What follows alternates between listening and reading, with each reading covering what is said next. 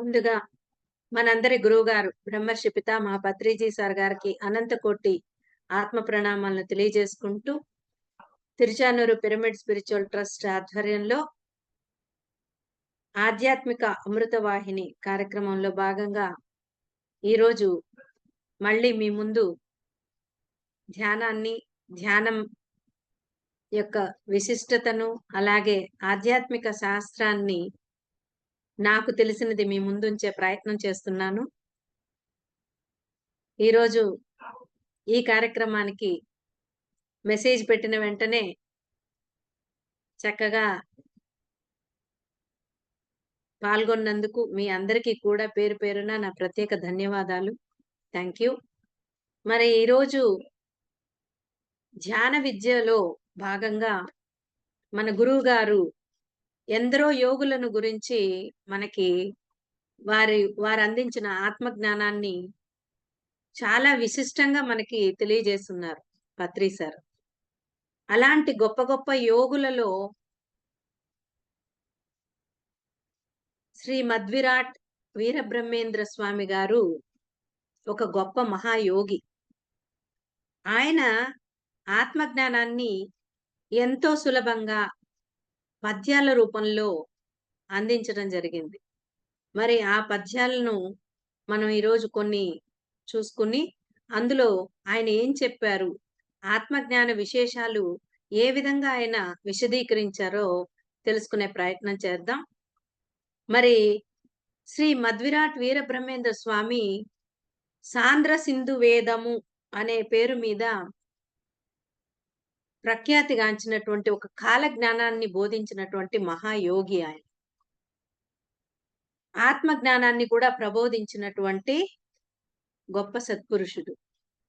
ఆయన కాళికాంబ సప్తశతి, వీర కాళికాంబ శతకాల ద్వారా ప్రపంచానికి తత్వబోధ చేసినటువంటి ఒక జగద్గురువు.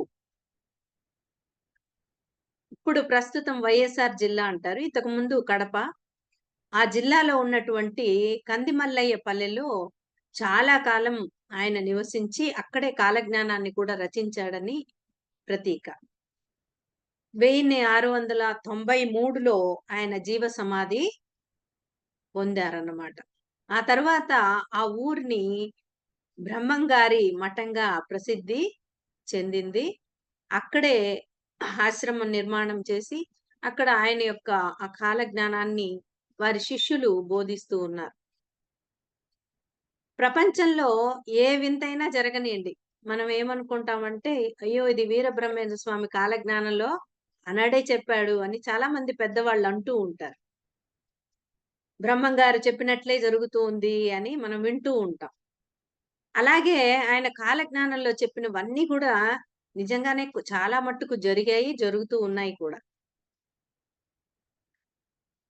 ఎందుకు ఆయన ఎలా చెప్పగలిగారు ఇవన్నీ అనంటే అదే కాలజ్ఞానం అంటే.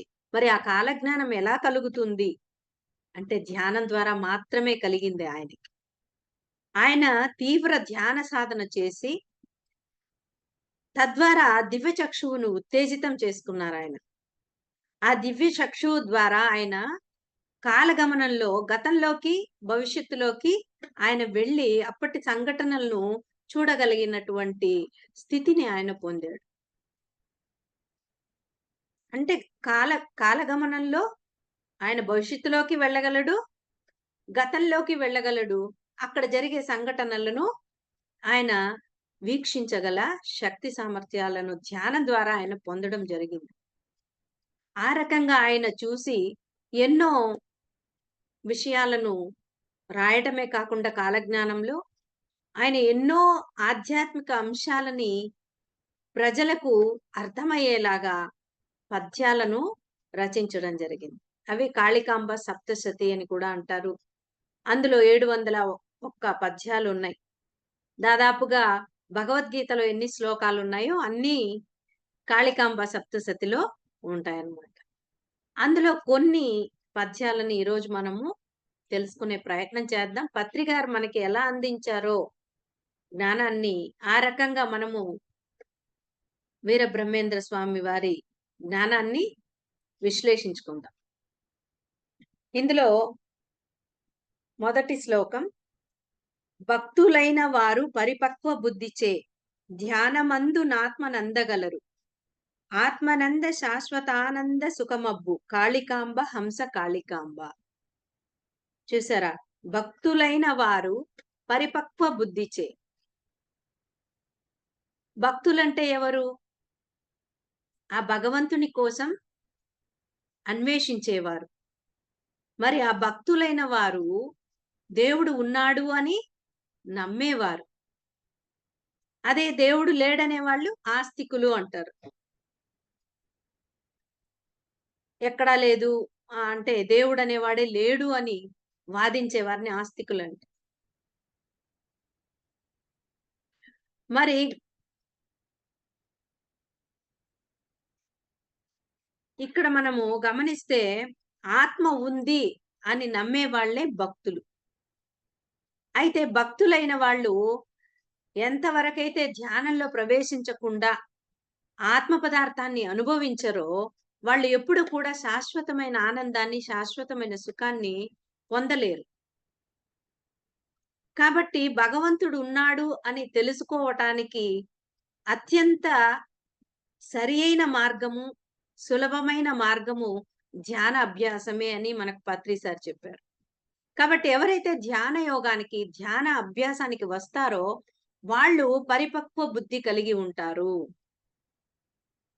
భక్తులు అయి ఉన్న ఇంకా ధ్యానానికి రాలేదంటే వాళ్ళకింకా బుద్ధి పరిపక్వంగా లేదని అర్థం. ఏదో ఒక రోజు ఆ భక్తి, ప్రార్థన, స్తోత్రం ఇలాంటివన్నీ కూడా మారాలి. ఎలా మారాలి? భక్తి అన్నది ధ్యానంగా మారాలి. ప్రార్థన అన్నది సాధనగా మారాలి. స్తోత్రం అన్నది సేవగా మారాలి. మన పత్రి సార్ చెప్తూ ఉంటారు. ధ్యానము, స్వాధ్యాయము, సజ్జన సాంగత్యము, సేవ అని. సేవ అన్నది అంత గొప్పది. స్తోత్రం అంటే భగవంతునికి సేవ చేసేదే స్తోత్రం అనుకుంటాం మనం. కానీ సకల చరాచర సృష్టిలోనూ ఆ భగవంతుడున్నాడని తెలుసుకుని సేవా మార్గంలో ఉండటమే స్తోత్రానికంటే గొప్పది. మరి గంటలు గంటలు ప్రార్థన చేసే కంటే సాధన గొప్పది. కనుక ఇక్కడ మనం చూస్తే భక్తి అన్నది మనం ఎలా మార్చుకోవాలి? ధ్యానంగా మార్చుకోవాలి. ప్రార్థన అన్నదాన్ని సాధనగా మార్చుకోవాలి. స్తోత్రం అన్నదాన్ని సేవగా మార్చుకోవాలి. అప్పుడే మనం పరిపక్వమైనటువంటి భక్తులుగా మారుతున్నాము. మరి ధ్యానం అంటే ఏమిటి? మనలోకి మనం ప్రయాణం చేయటం. జీసస్ క్రైస్ట్ ఏమన్నారు? Seek ye the Kingdom of God. The Kingdom of God is within అన్నారు. అంటే దేవుని రాజ్యము నీ లోపలే ఉన్నది. నీ లోపల ఉన్నటువంటి ఆ దేవుని రాజ్యంలోకి ప్రవేశించటమే ధ్యానము. మరి శాశ్వతానందం కావాలంటే కేవలము ధ్యానం తప్ప మరొక మార్గం లేనుగాక లేదు. దేన్ని భక్తి అంటారంటే ఉపనిషత్తు వాక్యం చెబుతుంది స్వస్వరూపానుసంధానం భక్తిరీత్య విధీయతే అని. స్వస్వరూపానుసంధానం భక్తిరీత్యా విధీయతే. అంటే స్వస్వరూపంతో అనుసంధానం అవ్వటమే భక్తి. ఎలా అనుసంధానం అవుతాము? మన స్వస్వరూపం ఏమిటి? ఆత్మే మన స్వస్వరూపము. దీనితో అనుసంధానం అవ్వటమే అంటే ధ్యానం ద్వారా, శ్వాస మీద ధ్యాస ద్వారా మనలోని ఆ పరమాత్మ అయినటువంటి ఆత్మని చేరుకోవటమే భక్తి అనబడుతుంది. స్వస్వరూపంతో కలిసిపోయి, స్వస్వరూపంలో కరిగిపోయి, తానే స్వస్వరూపంగా ఉండటమే భక్తి అంటే. సో, ఆ రకంగా అన్ని మత గ్రంథాలు చెప్పేది ఇదే సారాంశమే. కానీ మనకి అది వేరువేరుగా అర్థమవుతుంది. అందుకే పత్రి సార్ అంటారు. ఆధ్యాత్మిక శాస్త్రము ఒక్కటే. కానీ దాన్ని విడమరిచి, విశ్లేషించి చెప్పేవాళ్ళు రకరకాలుగా, రకరకాల కోణాలలో చెప్తారు అని ఒక వీడియో గూడా ఉంది సార్‌ది. దాని మీద నేను క్లాస్ కూడా చెప్పాను. సో, ఆ రకంగా ఆధ్యాత్మిక శాస్త్రం ఒక్కటే. కానీ దాన్ని విశ్లేషించి, విడమరిచి చెప్పే విధానంలో రకరకాలుగా ఉంటుంది. కాబట్టి ఈ రకంగా భగవంతుడు భక్తులైన వారు పరిపక్వ బుద్ధితో ధ్యానమందు ఆత్మను అందగలుగుతారు. ధ్యానంలో మాత్రమే భగవంతుణ్ణి అందగలుగుతారు. ఆత్మనంద శాశ్వతానంద సుఖమబ్బు. ఎప్పుడైతే ఆత్మనందుతారో అప్పుడే శాశ్వతమైన సుఖము అనేది వాళ్ళకి కలుగుతుంది అని వీరబ్రహ్మేంద్ర స్వామి ఈ పద్యం ద్వారా ప్రజలకి విన్నవించుకుంటున్నారు. మరి నెక్స్ట్ పద్యం ఏంటంటే, వద్దనున్న గురువుని వైపు గానలేక, వద్దనున్న గురుని వైపు గానకలేక, వెర్రి మొద్దుల వల్లె వెదుకలాడి, బుద్ధిమాలి నరుల పోయిరిపోకగా, కాళికాంబ హంస కాళికాంబ. వద్దనున్న గురుని వైపు గానకలేక. అంటే గురువు ఎక్కడో లేదు, మన దగ్గరే ఉన్నాడు. కానీ ఆ గురువుని మనం గుర్తించలేదు అంటున్నాడు. ఎవరా గురువు? ప్రతి మనిషికి గురువు అంటే భౌతికంగా ఎందరో గురువులుంటారు. మరి ఆధ్యాత్మిక గురువు ఎవరు అంటే, మనల్ని మనమేంటో మనల్ని తెలుసుకునేలా చేసేవాడే అసలైన గురువు. మరి అటువంటి గురువు ఎవరు అని మనకి పత్రి సార్ చెప్పారో మీ అందరికీ తెలిసే ఉంటుంది. నీ శ్వాసే నీ గురువు అన్నారు. ఎందుకని? లోనున్న భగవంతుణ్ణి తెలుసుకోవాలంటే నీకు మార్గాన్ని చూపేది ఈ శ్వాసే.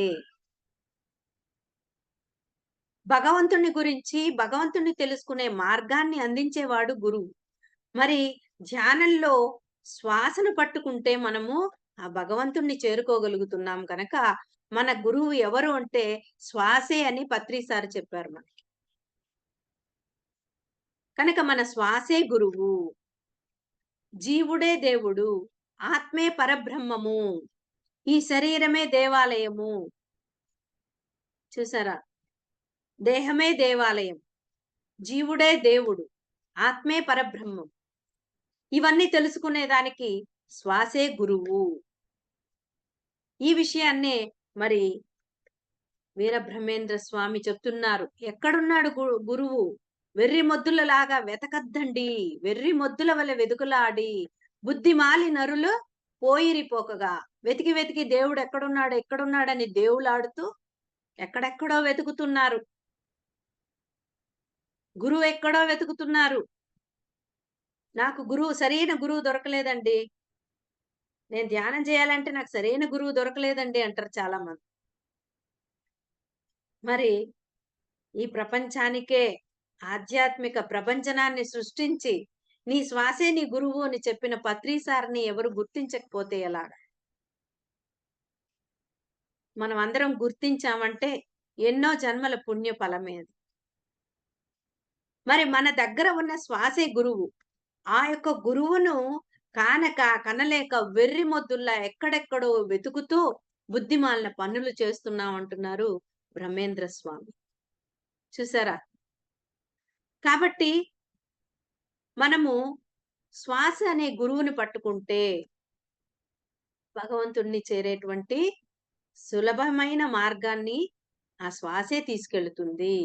ఆ భగవంతుని దగ్గర చేరుస్తుంది. కాబట్టి శ్వాస మీద ధ్యాస అనే ధ్యానం ద్వారా ఆ పరమాత్మ తత్వాన్ని తెలుసుకోవడం కాదు, ఆ పరమాత్మని చేరుకోవడం కాదు, తానే పరబ్రహ్మము అనేటువంటి విషయాన్ని మానవుడు తెలుసుకోవాలనే బ్రహ్మేంద్ర స్వామి ఇంత చక్కటి పద్యాన్ని మనకి అందించారు. నెక్స్ట్ దివ్య తీర్థం. తీర్థయాత్రలందు దేవుడొక్కడే గదా! మంచి తీర్థము మన పంచనుండే. దివ్య తీర్థమిదిగో దేహమందున్నది. కాళికాంబ హంస కాళికాంబ. ఎంత అద్భుతం చూడండి. తీర్థయాత్రలందు దేవుడొక్కడే గదా! మంచి తీర్థము మన పంచనుండే. దివ్య తీర్థమిదిగో దేహమందున్నది. కాళికాంబ హంస కాళికాంబ. చూసారా? దివ్య తీర్థం మన దేహంలో ఉంది అని చెప్తున్నారాయన. ఎక్కడో పుణ్యతీర్థాలు ఎక్కడెక్కడో చుడుతూ అక్కడికెళ్తే పుణ్యం వస్తుంది. అందుకే పుణ్యతీర్థం అంటారు. పుణ్యం వస్తుంది. తీర్థం అంటే అక్కడ ఒక నది వెలసి ఉంటుంది. గంగా, గంగా జలంతో ఉన్నదే తీర్థం అంటారు. గంగా జలాన్ని ఒక నది వెలిసి ఉంటుంది. అక్కడ ఒక పుణ్యక్షేత్రం వెలిసి ఉంటుంది. అందుకని అక్కడ పుణ్యతీర్థం అంటారు. ఆ పుణ్యతీర్థానికి వెళ్లి అక్కడున్న దేవాలయంలో భగవంతుడు ఆ విగ్రహాన్ని దర్శించుకుని మొక్కుబడులు తీర్చుకుంటే మనకు అన్ని కష్టాలు పోతాయి. పుణ్యం కలుగుతుంది. ఇలా మన పెద్దవాళ్ళు మనకి చెప్పడం జరిగింది. కానీ అసలైన పుణ్యతీర్థం ఏది? ఎక్కడ ఉంది? అని బ్రహ్మంగారు చెప్తున్నారు చూడండి. దివ్య తీర్థం ఇదే అంటున్నారు. దివ్యమైన తీర్థమట. ఏదది? నీ దేహంలోనే ఉంది. అక్కడి నుంచి కాశీకి వెళ్లి అక్కడి నుంచి బాటిల్స్‌లో తీసుకొస్తారు గంగా జలాన్ని. కాశీ తీర్థం స్వీకరించండి. మేము కాశీ వెళ్ళొచ్చామండి. అందరూ తీర్థం సేవించడానికి రండి అని పిలుస్తారు. ఆ కాశీ తీర్థాన్ని అందరికీ ఇస్తారు. పవిత్రమైనదే లేదని చెప్పలేదు. ఆ తీర్థం ఎక్కడో లేదట. మంచి తీర్థము మన పంచనుండే. అంటే మనలోనే ఉంది. ఎలా ఉంది? మన దేహంలోనే ఉంది అంటున్నారు బ్రహ్మేంద్ర స్వామి. ఎలా ఉంది మన దేహంలో? ఈ విషయాన్ని తెలుసుకోండి. ధ్యానం చేస్తే చక్కగా మనము సాధన చేస్తూ చేస్తూ వెళ్ళినప్పుడు మనకు ఇక్కడ పీనియల్ గ్లాండ్ అని ఒకటుంటుంది. భౌతిక శరీరంలో పీనియల్ గ్లాండ్ అంటారు దాన్ని. సైంటిస్టులు గూడా ఇంతవరకు దాని గురించి అవగాహన లేదు వారికి. ఎన్నో రిసర్చెస్ చేశారు. అధ్యయనాలు చేశారు కానీ, ఆ పీనియల్ గ్లాండ్ ఎందుకుందో వారికి తెలియదు. తెలుసుకోలేకపోయారు. ఎట్టకేలకు ఏదో ఒకటి చెప్పాలి గనక, అది నిద్రకు ఉపకరించేటువంటి ఒక గ్రంథి. దానివల్ల వేరే ఉపయోగం ఏం లేదు అని చెప్పి చెప్పడం జరిగింది. కానీ మన స్పిరిచ్యువల్ సైంటిస్టులు దాని గురించి తెలుసుకున్నారు. పీనియల్ గ్లాండ్ అనేది సీట్ ఆఫ్ ద సోల్. అంటే ఆత్మ యొక్క క్షేత్రం. మన శరీరంలో ఆత్మ ఉండేటువంటి ఒక స్థలం అది. సీట్ ఆఫ్ ద సోల్ అంటారు ఇంగ్లీష్‌లో. అంటే ఆ పీనియల్ గ్లాండ్ అనేది ఈ బ్రహ్మరంధ్రం దగ్గరగా ఉంటుంది. ఎప్పుడైతే దివ్య చక్షువు ఉత్తేజితమవుతుందో, అప్పుడు ఆత్మ చైతన్య శక్తి అనంతంగా విప్పారి దివ్య చక్షువు ద్వారా మనకు అన్నీ తెలుస్తూ ఉంటాయి. సో, చక్కగా మనం ధ్యాన సాధన చేసే కొద్దీ మామూలుగా ఉన్న వాళ్ళకి ఎలా ఉంటుందంటే, ఆ పీనియల్ గ్లాండ్ పైన కాల్సిఫికేషన్ అనేది జరిగి ఉంటుంది. అంటే కాల్సిఫికేషన్ అంటే ఏంటంటే, మనం తీసుకునే ఆహార వ్యవహారాలు అంటే ఆహారం గురించి కానీ, మనం చేసే వ్యవహారాల వల్ల, అజ్ఞానం వల్ల పీనియల్ గ్లాండ్ పైన పొరలు పొరలుగా కాల్సిఫికేషన్ జరిగి ఉంటుందంట. అంటే పొరలు పొరలుగా ఏర్పడి ఉంటుంది. ఇప్పుడు వేడి నీళ్లు కాచినప్పుడు ఆ గిన్నె అడుగు రోజు నీళ్లు కాచుతూ ఉంటే పెద్ద బిందెలో అలా కాస్తూ ఉంటారు నీళ్లు స్నానానికి. ఆ బిందె అడుగున పెంకులు పెంకులుగా తయారై ఉంటుంది. అలాగా ఈ పీనియల్ గ్లాండ్ పైన కాల్సిఫికేషన్ ఉంటుందంట. ఎప్పుడైతే మనం ధ్యాన సాధన చేస్తామో, ఈ కాస్మిక్ ఎనర్జీని తీసుకున్నప్పుడు ఆ పీనియల్ గ్లాండ్ మీద ఉన్నటువంటి ఆ పొరలన్నీ కరిగిపోతాయి. కరిగిపోయినప్పుడు పీనియల్ గ్లాండ్ అనేది యాక్టివేట్ అవుతుంది. That is nothing but soul activation. అంటే మన ఆత్మ చైతన్య స్థితిలోకి తీసుకురాబడుతుంది. అది ఆషామాషి విషయం కాదండి. ధ్యానం చేయాలి, జ్ఞానాన్ని కూడా పొందాలి. ఆ జ్ఞానాన్ని అన్వయించి జీవించినప్పుడే ఆ కాల్సిఫికేషన్ తొలగిపోతుంది. ఏదో మందులు వేసుకునో, లేకపోతే దాన్ని ఆపరేషన్ చేసో క్లీన్ చేయలేం. సో, అందుకే అది భౌతికమైనటువంటి సైంటిస్ట్‌లకు కానీ, డాక్టర్‌లకు కానీ అంతుబట్టలేదు. అలాంటి ఒక ఆ పీనియల్ గ్లాండ్ ఎప్పుడైతే స్వచ్ఛంగా మారుతుందో, అప్పుడు ధ్యానం చేస్తున్నప్పుడు మనకి అందులో నుంచి ఒక ద్రవము నోటి లోపల అంగుటి దగ్గర డ్రాప్‌గా 1, 2 డ్రాప్‌లు వస్తాయట ధ్యానం చేసేటప్పుడు. దాన్ని అమృతం అని కూడా అంటారు. దివ్య అమృతం అంటారు. అందుకనే హిమాలయ యోగులు ఆహారం లేకుండా కూడా ఎన్నో సంవత్సరాలు ఎందుకు జీవించి ఉండగలుగుతారు అంటే, ఈ అమృతాన్ని వాళ్ళు ధ్యాన సాధన ద్వారా వాళ్ళు చక్కగా తీసుకుంటారు ప్రతిరోజు. అది తీసుకుంటే ఇంక ఆకలుండదు, ఏముండదు. శరీరమేమో ఆరోగ్యంగా, స్థిరంగా ఉంటుంది. మరి మనం ఉండగలమా ఒక్క రోజైనా? ఒక్క పూటైనా ఆహారం లేకుండా? మనం ఉండలేం. కనుక ఇక్కడ మనము గమనించినట్లయితే ఆయన అనుభవపూర్వకంగా చెప్తున్నారు బ్రహ్మేంద్ర స్వామి. మనలోనే ఉంది.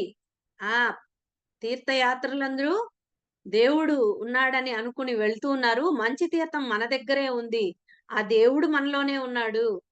మరి మనం కూర్చున్న చోటే, ఎక్కడ ఉంటే అక్కడే, ఏ ఊర్లో ఉంటే ఆ ఊర్లోనే ధ్యాన సాధన చేస్తూ ఉంటే, ఎప్పుడైతే మనలోని ఆ దివ్య చక్షువు విపరీతమైనప్పుడు, ఆ పీనియల్ గ్లాండ్ యాక్టివేట్ అయినప్పుడు, మన లోపలికి ఆ అమృత ధార బొట్టు బొట్టుగా మనం తీసుకోవడం తెలుస్తుందట మనకి లోపల అది ఊరడం కూడా. అద్భుతమైనటువంటి ఆ అనుభవం పొందడం అనేది ఆషామాషి విషయం కాదు. ఎంత సాధన చేయాలో దానికి. కనుక మన శరీరంలోనే అన్ని తీర్థాలు ఉన్నాయి. అక్కడెక్కడా పోక్కర్లేదు. అదే అది ఆ పుణ్యతీర్థాల్లో తెచ్చుకునే తీర్థం కంటే అత్యంత ప్రభావితమైనది, అమృతం లాంటిది. మన దేహంలోనే ఉంది. మనం వెతుక్కోవాలి ఆ మంచి తీర్థాన్ని. దానికోసం ఏం చేయాలి? 2 కళ్ళు మూసుకోవాలి. శ్వాసానుసంధానం చేయాలి. ఏ నామాన్ని జపించకూడదు. ఏ రూపాన్ని తలుచుకోకూడదు. శ్వాస మీద ధ్యాస ధ్యానం చెయ్యాలి. చూసారా ఎంత అద్భుతమైన విషయాన్ని మరి వీర బ్రహ్మేంద్ర స్వామి గారు విన్నవించున్నారు. మనం దాన్ని అర్థం చేసుకోవటం లేదు. ఏదో పద్యాలు వల్లెవేస్తున్నారు చాలా మంది. అంతేకాని దానిలో ఉన్నటువంటి అంతరార్థాన్ని తెలుసుకోవటం లేదు. నెక్స్ట్ పద్యం. ఉత్తమోత్తమములు. ఉత్తమోత్తమమ్ములు ఉచ్ఛ్వాస నిశ్వాస పంక్తులరసి తాను బ్రహ్మమగుట. ముసుగులోన శివుడు పొసగియున్నాడయ కాళికాంబ హంస కాళికాంబ. ఎంత అద్భుతమైనటువంటి పద్యం చూడండి. ఉత్తమోత్తమమ్ములు ఉచ్ఛ్వాస నిశ్వాస పంక్తులరసి తాను బ్రహ్మమగుట. ముసుగులోన శివుడు పొసగి ఉన్నాడయ్యా కాళికాంబ హంస కాళికాంబ. జనరల్ గా ఇది తెలుగే అయినా చాలా మందికి అంతుబట్టని విషయం. ఇదేంటి ముసుగులో శివుడేంటి? పంక్తులరిసి తాను బ్రహ్మమొగట ఏంటి? తాను బ్రహ్మం అవ్వడం ఏంటి? ఇవన్నీ నార్మల్ పీపుల్‌కి కొంచెం అర్థం కాని విషయమే. కానీ పత్రిసార్ శిష్యులమైన మనకి చక్కగా అర్థమవుతుంది. మన దేహంలో ఉన్న ఒక దివ్య తేజం అదే శ్వాస. అదే మన ఉచ్ఛ్వాస, నిశ్వాస. ఆ తీర్థాన్ని గ్రోలాలి. ఆ తీర్థాన్ని సేవించాలి. అక్కడ మనం చేరాలి. మనం తరించే మార్గం అక్కడే ఉంది అని తెలియచేస్తూ, ఆ ఉచ్ఛ్వాస, నిశ్వాసలు ఎంత గొప్పవి. ఉత్తమోత్తమమ్ములు. చూడండి పుట్టినప్పుడు వచ్చిన శ్వాసని చిన్న బిడ్డలుగా ఉన్నప్పుడు మనకి ఏమి మనసు అన్నది ఏర్పడకపోయినప్పుడు చిన్న పిల్లలు ఉచ్ఛ్వాస, నిశ్వాసాలతో కూడి ఉంటారు. ఎప్పుడైతే మనస్సు అనేది ఏర్పడుతూ ఉంటుందో మెల్లగా ఎదిగే కొద్దీ మానవుడికి మనసు అనేది ప్రారంభమవుతుంది. ఆ మనసొచ్చేసరికి ఉచ్ఛ్వాస, నిశ్వాసాల్ని గమనించడం మర్చిపోతాడు మనిషి. అది పాటకి అది సహజంగా అది పాటకి ఆటోమేటిక్‌గా జరిగిపోతూ ఉంటుంది. దాన్ని గమనించవలసిన అవసరం కూడా ఎప్పుడు మనిషికి కలగదు. ఒక జలుబు చేసినప్పుడు మాత్రం ముక్కు మూసుకుంటుంది. అబ్బా! ఊపిరాడలే అంటాం. దానికోసమే వస్తుంది సంవత్సరానికోసారి మనకి జలుబు. శ్వాసను గమనించయ్యా నువ్వు. ప్రతిరోజు గమనించు. జలుబొచ్చినప్పుడే కాదు అని. కానీ మనము ఎప్పుడు దాన్ని గమనించం. కాబట్టి కళ్ళు 2 మూసుకోవాలి. శ్వాస మీద ధ్యాసుంచాలి. అప్పుడే మనము మన ఆలోచనల్ని తగ్గించుకోగలుగుతాము. చిత్త వృత్తులను నిరోధం చేసుకోగలుగుతాము. మనసు శూన్యమవుతుంది. చంచలంగా ఉన్న మనసు నిశ్చలంగా అవుతుంది. ఆ నిశ్చలమైన మనస్సు నిర్మలమవుతుంది. నిర్మలమైన మనస్సు శూన్యమవుతుంది. మహాపరిశూన్యమవుతుంది. అప్పుడు మనం ఆత్మ పదార్థం అని తెలుసుకుంటాము. ఆ మహాపరిశూన్య స్థితిలోనే మనం ఆత్మలమని మనకు అవగతమవుతుంది. మరి అంతటా వ్యాపించి ఉన్నటువంటి సర్వవ్యాప్తమైన ఆత్మ పదార్థము మనమే అని మనము తెలుసుకుంటాము. అదే అహం బ్రహ్మాస్మి అంటే. చూసారా? అప్పుడు ఇక్కడ మనము శివుడు అన్నాడు. శివుడు ఈ యొక్క శ్వాస అనే ముసుగులోనే ఉన్నాడు. ఎక్కడున్నాడు? శ్వాస అనే ముసుగులో శివుడున్నాడు. కనుక ఈ శ్వాసతో మనం గనక కూడి ఉంటే, ముసుగు తీసివేయబడితే, జీవుడే శివుడు అని మనము తెలుసుకుంటాము. చూసారా? శ్వాస అనే ముసుగు లోపల ఉన్నాడు ఆ భగవంతుడు. ఆ శ్వాసను గమనిస్తూ ఉంటే ఆ ముసుగు తొలగిపోతుంది. తొలగిపోయినప్పుడు అక్కడున్న జీవుడే ఆ దేవుడు, శివుడు. అహం బ్రహ్మాస్మి, శివోహం. హం అంటే నేను, శివోహం అంటే నేనే శివుణ్ణి. నేనే దేవుణ్ణి. అంటే నేనే శివుడిని. శివుడికి మూడో కన్నుంది. ఆ మూడో కన్ను ఎప్పుడు తెరుచుకుంటుంది? శ్వాస అనే ముసుగులో ఉన్న ఆ శివుడిని బయటికి తీస్తే, ఆ ముసుగు తొలగిస్తే, అప్పుడు మూడో కన్ను శివుడి మూడో కన్ను కూడా తెరుచుకుంటుంది. అంటే మన దివ్య చక్షువు కూడా విప్పారితమవుతుంది. చూసారా? ఎంత అద్భుతమైనటువంటి విషయాలు ఈ పద్యాల్లో దాగి ఉన్నాయి. ఉత్తమోత్తమమ్ములు శ్వాస అన్నది ఉత్తమములలో ఉత్తమమైనది. ఉత్తమోత్తమములు అంటే ఉత్తమాలలో ఉత్తమమైనది. ఏది? శ్వాస. శ్వాసను పట్టుకుంటే ముసుగు తీసేయవచ్చు. తెరను తీసేయవచ్చు.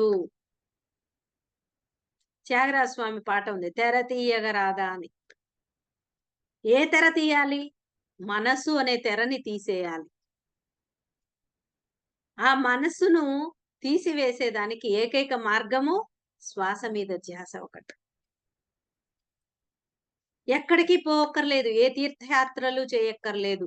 పొద్దున గాని, మధ్యాహ్నం గాని, సాయంత్రం కానీ, రాత్రి కానీ మన ఇంట్లో మనం కూర్చొని ఏ త బ పుణ్యక్షేత్రాలకి తిరుమల, శ్రీశైలం, హ్మ్, కాశీ ఇలాంటివి ఏవి పోక్కర్లేదు.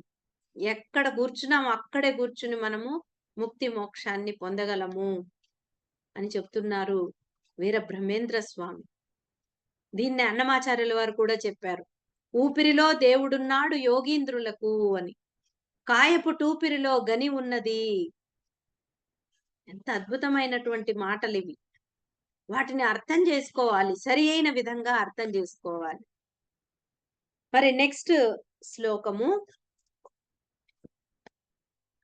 కాయమనిడి విల్లు కదలకుండగ బట్టి బుద్ధి ఎనడి నారి పొరలకుండ మనసనేటి యంబు మరిగురి చేయరా కాళికాంబ హంస కాళికాంబ.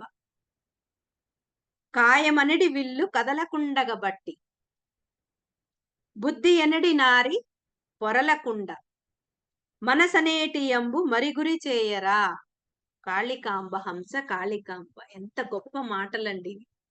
కాయమనడి విల్లు. కాయం అంటే శరీరం. శరీరాన్ని విల్లుతో పోల్చారు. విల్లు ఎలా ఉంటుంది? మీకందరికీ తెలుసు. విల్లు, బాణము ఇవన్నీ మనకి తెలుసు. శ్రీరాముని చేతిలో ఉంటుంది. అలాగే అర్జునుని చేతిలో ఉంటుంది. రకరకాలుగా మనం చెప్పుకోవచ్చు. ధ్యానం ఎలా చేయాలి? ఏ విధంగా కూర్చోవాలి? బుద్ధిని, మనసుని ఏం చేయాలి? ఇవన్నిటిని ఈ పద్యం ద్వారా అద్భుతంగా పోల్చి చెప్పారు. ఎంత అద్భుతంగా పోల్చారో చూడండి. కాయం అనేది విల్లు. అంటే ఈ కాయం అంటే ఈ శరీరం అనే దాన్ని ఒక విల్లు లాగా పోల్చారాయన. అంటే కాయమనడి విల్లు కదలకుండగా బట్టి దాన్ని కదలకుండా పట్టి పెట్టాలంట. అంటే ఈ శరీరాన్ని ఏం చేయాలి? ఓ చోట కూర్చోబెట్టేయాలి. కదలకుండా కూర్చోబెట్టేయాలి. దీనినే ఆసన సిద్ధి అన్నారు పత్రి సార్. కూర్చోవడం నేర్చుకోవాలి. ధ్యానంలో కూర్చోమంటే కాసేపు 5 నిమిషాలు కూర్చుంటారు. మళ్ళీ లేచేస్తారు కొంతమంది. నా వల్ల కాదు. అంటే కూర్చోవడమే చేత కాదు. కూర్చోగలిగితే గంటలు గంటలు కూర్చోగలగాలి. అదే ఆసన సిద్ధి అంటే. అలాంటి ఆసన సిద్ధి కోసము ఈ కాయమనడి విల్లును కదలకుండగా పట్టాలట. ఎంత వీలైతే అంతగా శరీరాన్ని కదల్చకుండా ఉంచగలగాలి. ప్రారంభంలోనే శరీరం నిలకడ అన్నది సరిగ్గా కుదరదు చాలా మందికి. కానీ సాధన చేయగా తినగ తినగ వేము తీయగుండు అన్నట్టు మెల్లగా ఈ శరీరము మనకి చక్కగా కూర్చోవడానికి అలవాటవుతుంది. కాబట్టే వీలైనప్పుడల్లా ధ్యానంలో కూర్చుంటూ మన శరీరానికి ఆ ఆసన సిద్ధిని కలిగింపజేయాలి. కాబట్టి కాయమనడి విల్లు కదలకుండగ బట్టి బుద్ధి ఎనడి నారి పొరలకుండా. ఇక్కడ బాణానికి ఒక తాడు ఒకటుంటది. ఆహ్, విల్లుకి బాణం పట్టి వదలటానికి. ఆ విల్లుకు ఉన్నటువంటి ఆ తాడుని నారి అన్నారిక్కడ. ఆ తాడును బుద్ధితో పోల్చారు బ్రహ్మేంద్ర స్వామి. ఆ యొక్క అంబును అంటే ఆ ఒక్క శరీరాన్ని నారి మీద అంటే ఆ వింటి నారి మీద సరిగ్గా నిలపాలి అని చెప్తున్నారు. అంటే విల్లు కదలకుండా ఉండాలి. దానికి ఎందుకు కూర్చుంటున్నాం మనము అంటే ధ్యానంలో కూర్చుంటున్నాం. దేనికోసము? ఆత్మను తెలుసుకోవటం కోసం. మరి మన లక్ష్యం ఏంటి? మనమే మనం ఆత్మలము, మనమే పరబ్రహ్మలము, మనమే దేవుళ్ళమని తెలుసుకోవాలి. మరి అలా తెలుసుకోవాలంటే నిష్టతో దాని పట్ల ఒక లక్ష్యాన్ని పెట్టుకొని కూర్చోవాలి ధ్యానంలో. మన అసలు లక్ష్యం ఏంటి? నేను ఆత్మ పదార్థము అని తెలుసుకోవటం. మరి ఆత్మ పదార్థం అని తెలుసుకునే లక్ష్యాన్ని ఛేదించాలి అంటే ఈ ఆహ్, అంబు అనేటువంటి శరీరాన్ని, ఈ కాయమనేది విల్లుని కదలకుండా పట్టి, ఆ నారిని అంటే బుద్ధి అనేడు నారిని అన్నారిక్కడ. అంటే మనస్సును చక్కగా నిలబెట్టాలి. అదే విధంగా దాన్ని గురి చేయాలి అంటున్నారు. ఆ నారిని గురి చేయాలి. ఆ మనస్సును ఏకం చేయాలి. చేసినప్పుడు మనకు ఏమవుతుంది? ఆ లోన ఉన్న పరమాత్మను చేరుకోవటానికి వీలవుతుంది. కాబట్టి మన అసలు లక్ష్యం ఏంటో, మనం ఏం చేస్తున్నామో అది తెలుసుకొని దాని మీద నిష్టతో దాని పట్ల నిమగ్నమై ఆ బుద్ధి అన్నటువంటి నారి పొరలకుండా అంటే అటు ఇటు పోకుండా ఆ మనసుని ఒక సరియైన విధంగా దాన్ని నిలిపి మనం గనక ధ్యానం చేస్తే చేరుకునే లక్ష్యం ఏంటి? చేరుకునే లక్ష్యము ఆ పరమాత్మ. కాబట్టి ఈ మనసును గురి చేయాలి అని చెప్పి ఇక్కడ చక్కగా చెప్తున్నారు మనకి వీరబ్రహ్మేంద్ర స్వామి. నెక్స్ట్ కాళికాంబ ఎనుట లీలా వినోదంబు. కాదు కాదు హంస కాళికాంబే. హంస కాళికాంబే ఆత్మ కాళిక సుమా. కాళికాంబ హంస కాళికాంబ. ఎన్ని కాళికాంబలొచ్చిందో ఈ పద్యంలో. కాళికాంబ ఎనుట లీలా వినోదంబు. కాదు కాదు హంస కాళికాంబే. హంస కాళికాంబే ఆత్మ కాళిక సుమా. కాళికాంబ హంస కాళికాంబ. ఇక్కడ ఈ కాళికాంబ సప్తసతిలో ఆయన అన్నిటికి చివరన కాళికాంబ, హంస కాళికాంబ అన్నారు. కాళికాంబ అంటే ఎవరు? దేవత. కాళిక ఆది పరాశక్తి, పరమాత్మ, పరబ్రహ్మ అంట. మరి ఆ పరబ్రహ్మ హంస అంటే శ్వాస. చూసారా? మరి పరబ్రహ్మను చేరుకోవాలంటే మార్గము శ్వాసే అని ప్రతి పద్యంలోనూ చెప్తున్నాడాయన. కాళికాంబ, హంస కాళికాంబ. కాళికాంబను చేరుకోవాలంటే హంసను పట్టుకుంటే కాళికాంబను అది. కాళికాంబ, హంస, కాళికాంబ. మరి హంస అంటే శ్వాస. అంబ అంటే శక్తి. ఆత్మ కాళిక సుమా అన్నాడిక్కడ. కాళికాంబ అనుట లీలా వినోదము. అందరికి ఏమి కాళికాంబ అంటే ఎవరో దేవత ఎక్కడో ఉంది అనేటువంటి ఒక లీల. అది ఒక లీలగా వాళ్ళు వినోదిస్తూ ఉంటారు. కాదు కాదు హంస కాళికాంబే అంటున్నాడాయన. హంసనే కాళికాంబ అంటున్నాడు. అంటే హంసను పట్టుకుంటే నువ్వు కాళికాంబను చేరుకోగలవు. హంస కాళికాంబే ఆత్మ కాళిక సుమా. ఆత్మే కాళిక సుమా. ఎంత క్లారిటీ ఉంది మనకు అర్థం కావట్లేదు. చూసారా? హంస అంటే శ్వాస. అంబ అంటే కాళిక. కాళిక అంటే ఆత్మ. మరి ఆత్మను చేరుకునే మార్గము హంస. అందుకే పత్రి సార్ అంటారు. హింసా చోడో హంసా పకడో. మనం అనుకుంటాం జనరల్‌గా హంస అంటే ఓ పక్షి అనుకుంటాం. ఆ పక్షి కాదు. హంస అంటే శ్వాస. హింస చోడో హంస పకడో. అలాగా హంస కాళికాంబ అంటే శ్వాస ఆత్మ యొక్క శక్తియే అని తెలియచేయటము. శ్వాస అంటేనే ఆత్మ యొక్క శక్తి. మరి ఆ శ్వాసను పట్టుకుంటేనే ఆత్మని చేరుకుంటాం. సృష్టి అంతా వ్యాపించి ఉన్నటువంటి మూల ఆత్మ చైతన్య పదార్థం. దాని యొక్క ప్రచండమైన శక్తి, దాని యొక్క ప్రతీక, దాని యొక్క ప్రతిబింబమే మన శ్వాస అంటున్నారు బ్రహ్మేంద్ర స్వామి. తీగ లాగితే డొంకంతా కదులుతుంది అంటారు కదా! అలా తీగంటే శ్వాస, డొంకంటే ఆత్మశక్తి. మరి శ్వాస మీద ధ్యాస ఉంచితే ఆ ప్రచండమైనటువంటి ఆత్మశక్తి అంతా కూడా మన లోపలికి వస్తుంది. ఇదే కదా ధ్యాన శాస్త్రము. ఇంత గొప్ప ధ్యాన శాస్త్రాన్ని మనకు అతి సులభంగా, మనకు చాలా సులభ రీతిలో అర్థమయ్యేటట్టుగా మన పత్రి సార్ ఎంత అద్భుతంగా ఇచ్చారు మనకి. కాబట్టే కదా ఈరోజు ఇంత క్లిష్టమైనటువంటి పద్యాలను కూడా మనం విశ్లేషించి అర్థం చేసుకోగలుగుతున్నాం. లేకపోతే ఇవి అర్థం కాదు.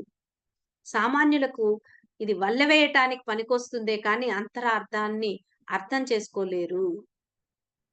పిరమిడ్ మాస్టర్‌లకు మాత్రమే చక్కగా ఇది అవగతమవుతుంది. హంస అంటే శ్వాస.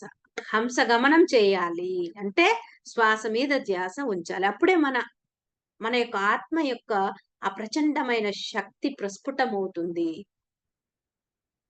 అప్పుడే అగోచరంగా ఉన్నటువంటి, మనకు దొరకకుండా ఉన్నటువంటి ఆత్మశక్తి మనకు దొరుకుతుంది. ప్రత్యక్షమవుతుంది. కాళికాంబ ప్రత్యక్షమవుతుంది అంటున్నారీయన. కాళికాంబ అంటే మనలోని ఆత్మే.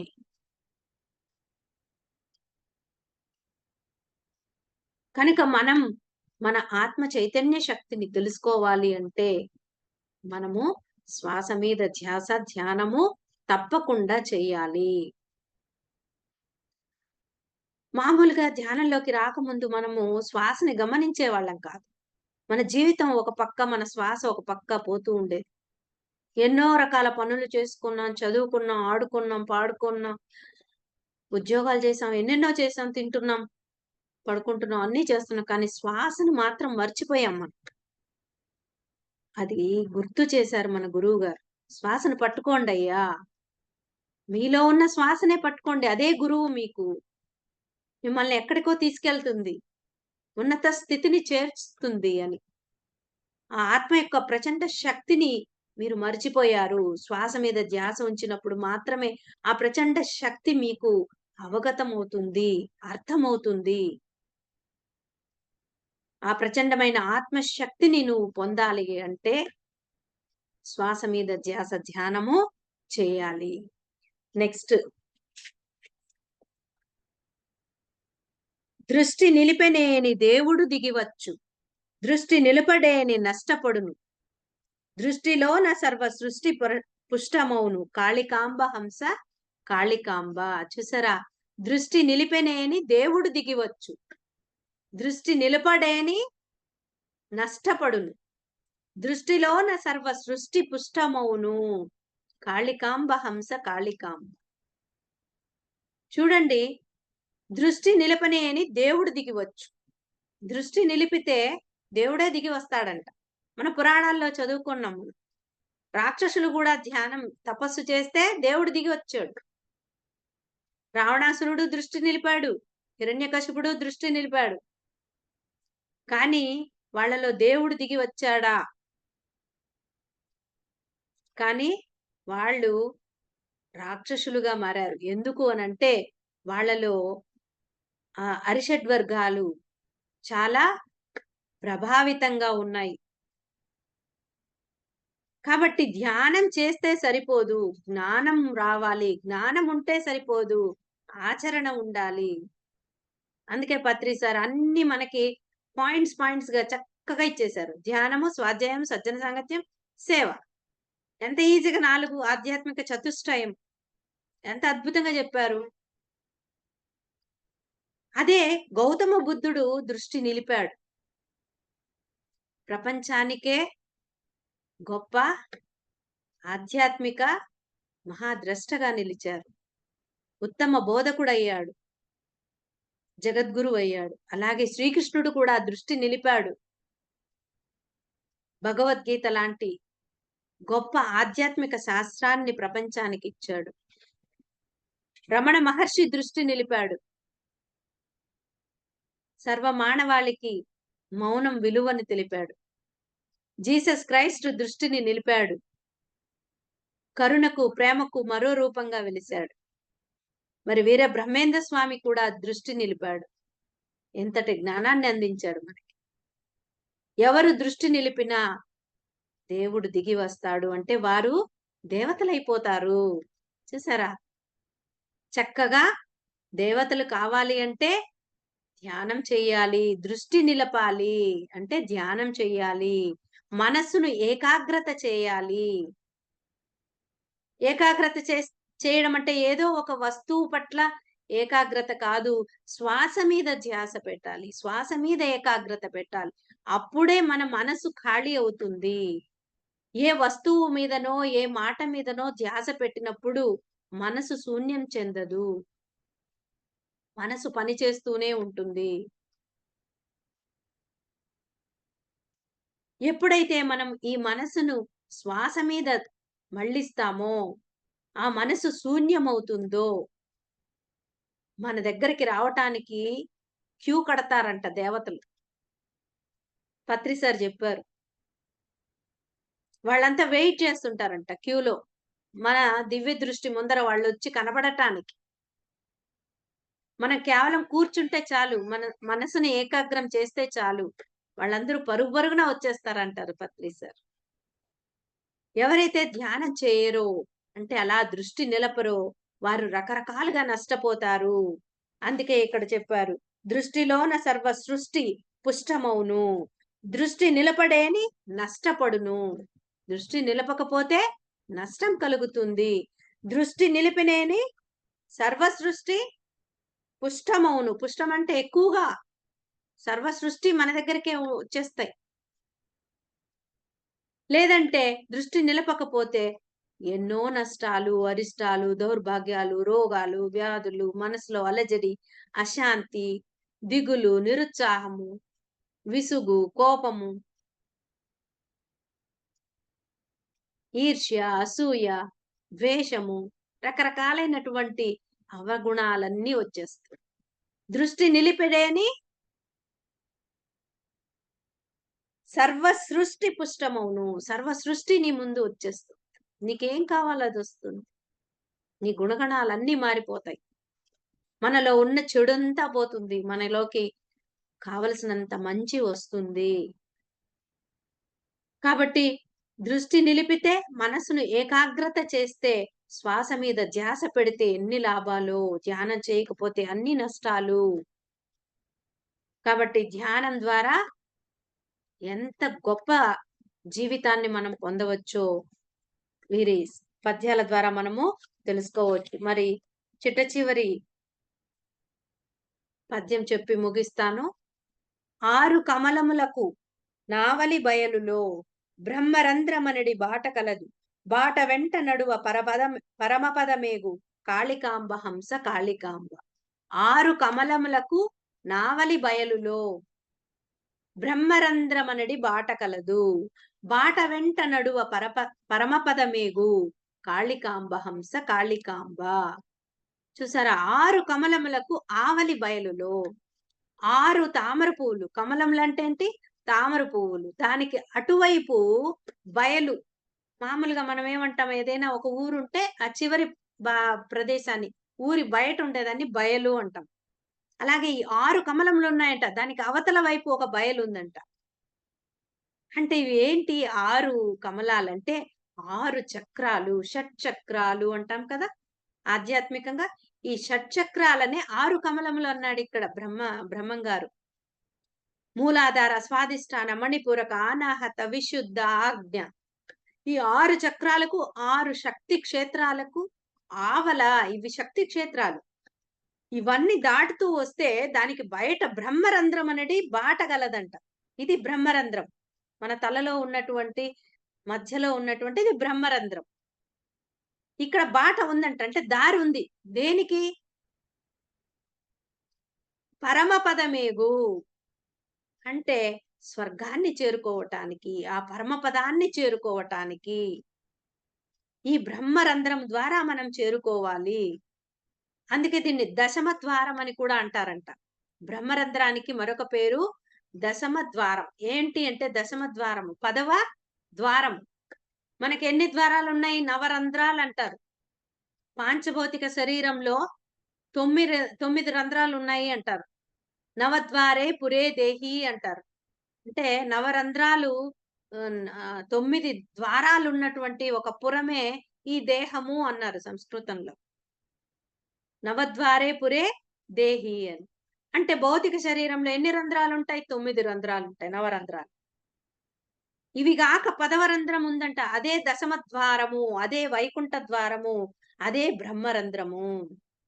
ఆ బాట వెంట నడిస్తే పరమపదం చేరుకుంటాము. పరమపద సోపానం చేరుకుంటాము. వైకుంఠ పదవిలో ఉంటాము. కైలాసం చేరుకుంటాము అంటున్నారు బ్రహ్మేంద్ర స్వామి. అంటే ప్రతి యోగి, ప్రతి పిరమిడ్ మాస్టరు తన 6 శక్తి కేంద్రాలను వశపరుచుకోవాలి. తాను పరవశుడవ్వాలి అని చెప్తున్నారు పత్రి సార్. పరవశము అంటే అంటే పరబ్రహ్మము. ఆ పరబ్రహ్మకు వశం కావాలి అంటే బ్రహ్మరంధ్రాన్ని దాటాలి. ఆ బాటలో వెళ్ళినప్పుడే మనం పరబ్రహ్మ స్వరూపులమవుతాం. ఎలా వెళ్తాం ఇక్కడి నుంచి పరబ్రహ్మం ఆహ్, ఆహ్, పరబ్రహ్మ స్వరూపులవ్వటానికి? ఆ బ్రహ్మరంధ్రం అనే బాటలోకి ఎలా వెళ్తాము అంటే ధ్యాన సాధన ద్వారా ఈ ఆజ్ఞ చక్ర యాక్టివేషన్ అయిన తరువాత సేవ సేవలు చేయటం ద్వారా మనం ఆ బ్రహ్మ రంధ్రం అనే బాట ద్వారా ఆ కైవల్య ప్రాప్తి అనేది మనకి కలుగుతుంది అని చెప్తున్నారు వీరబ్రహ్మేంద్ర స్వామి. చూసారా? ఇంకా చాలా ఉన్నాయి. కానీ సమయాభావం వల్ల నేను ఇంతటితో ముగిస్తున్నాను.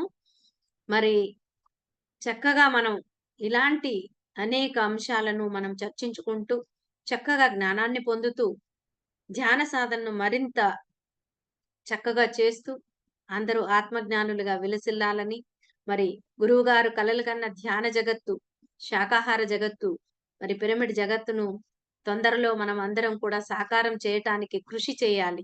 ఆ సేవ చేయటం ద్వారా మాత్రమే ఆ బ్రహ్మ రంధ్రం అనేది బాటలో మనం పయనించగలుగుతాము.